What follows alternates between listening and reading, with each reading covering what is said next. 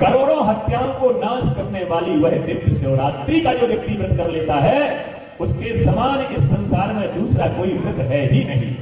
शिवरात्रि का जो व्यक्ति व्रत करता है, उससे बड़ा इस संसार में कोई व्रत नहीं है। अब उस व्रत में क्या करना चाहिए, उसका विधान क्या है? यदि आप एक साल में शिवरात्रि का व्रत करते हैं तो उसका विधान भी सुन लो कैसे किया जाता है। करके विधि भगवान भोलेनाथ माता पार्वती को कहते हैं कि हे देवी, सबसे पहले प्रातः काल वह व्यक्ति उठे, क्रियाओं से निवृत्त होकर के स्नान करे और स्नान करने के बाद तुरंत मेरे शिवालय में चला जाए, जाकर के मेरी पूजा करे और भगवान शंकर से प्रार्थना करे, देव देव महादेवा नीलकंठ नमोस्तुते कर्तुमिच्छामि हम देवा शिवरात्रि व्रतम तवा। हे भगवान भोलेनाथ, मैं आपकी शिवरात्रि व्रत करने की इच्छा कर रहा हूं। जानता नहीं हूं, आपका व्रत करना मैं जानता नहीं हूं, लेकिन कर्तुमिच्छामि अहम, मैं करने की इच्छा प्रकट कर रहा हूं आपके प्रसाद से। और यदि आपकी कृपा होगी भगवान, तो यह मेरा शिवरात्रि का व्रत पूरा हो जाएगा। एवं प्रभाव देवेशा निर्विघ्नेन भवेदिति। जो भगवान शंकर का व्रत करता है, किसी भी देवता का व्रत करता है महाराज, उस दिन ज्यादा विघ्न आते हैं। पता चला कि किसी का फोन आ गया कि जल्दी से आना ही आना है। कलयुग है ना, कलयुग में जब व्यक्ति धर्म करता है तो धर्म करते समय विघ्न ज्यादा आते हैं। और आपको पता चले जाना पड़े तो भगवान से प्रार्थना करना, हे प्रभु तब प्रभावास देवेशा निर्विघ्नेन भवेदिति कामाद्यासत्रको मां वै पीडां कुर्वान्ति नैव हि। सारी कामनाओं से रहित मेरा यह व्रत पूर्ण हो भगवान, यह आपकी कृपा के द्वारा ही संभव हो सकता है। इसलिए हे भगवान भोलेनाथ, आपकी कृपा यदि होगी तो मैं यह व्रत करने की इच्छा प्रकट कर रहा हूं। और ऐसा संकल्प लेकर के कि कल मैं भगवान शंकर का व्रत करूंगा, इस प्रकार से भगवान शंकर का पूरे दिन व्रत करना चाहिए और फिर रात्रि में जागरण करना चाहिए। जागरण करने का महत्व कैसा है?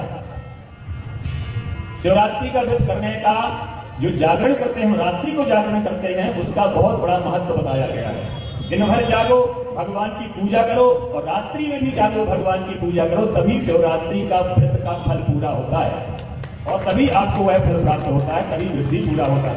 प्रथमं पार्थिवं कृत्वा, 4 पहर होते हैं। 4 पहर कौन कौन से हैं? 6 बजे से लेकर के 9 बजे तक, सायंकाल संध्या के समय 6 बजे से लेकर के 9 बजे तक एक प्रहर हो गया।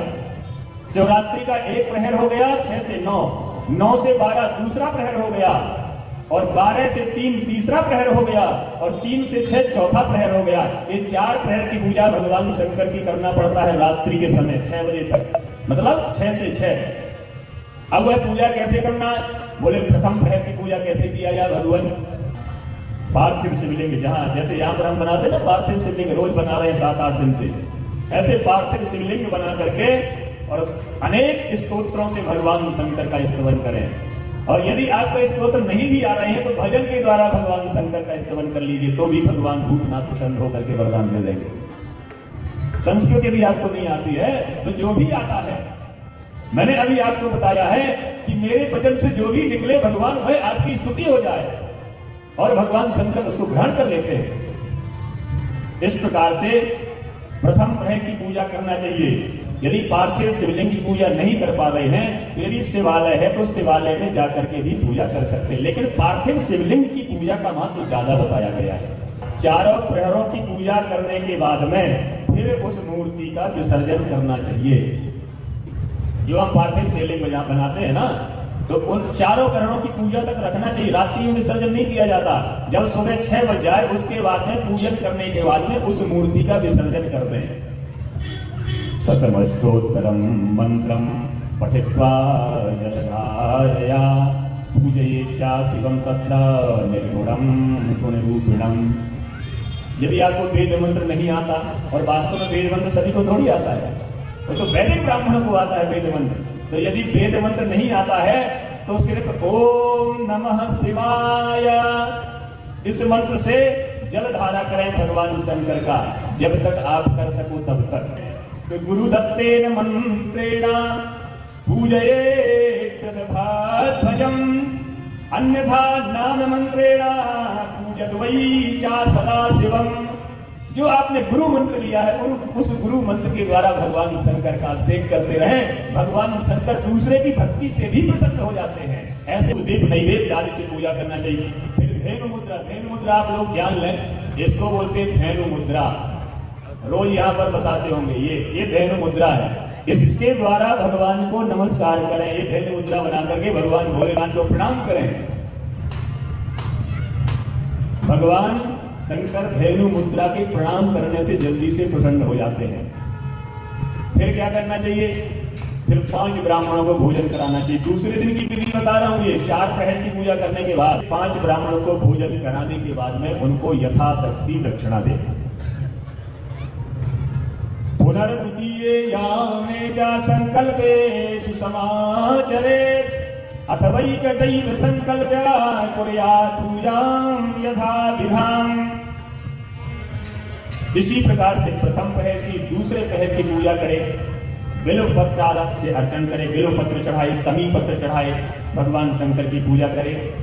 इसी प्रकार से तीसरे पहर की पूजा करे। तीसरे पहर की पूजा में जव और गोधु अर्थात गेहूं चढ़ाना चाहिए।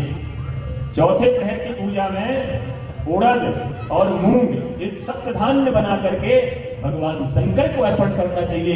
इस प्रकार से 4 पहर की पूजा भगवान शंकर की जाती है। व्रतस्य करणान्नूनम शिवोहम सर्व दुःखः पद्म भुक्तिं च मुक्तिं च सर्वं वै वांछितं फलम्।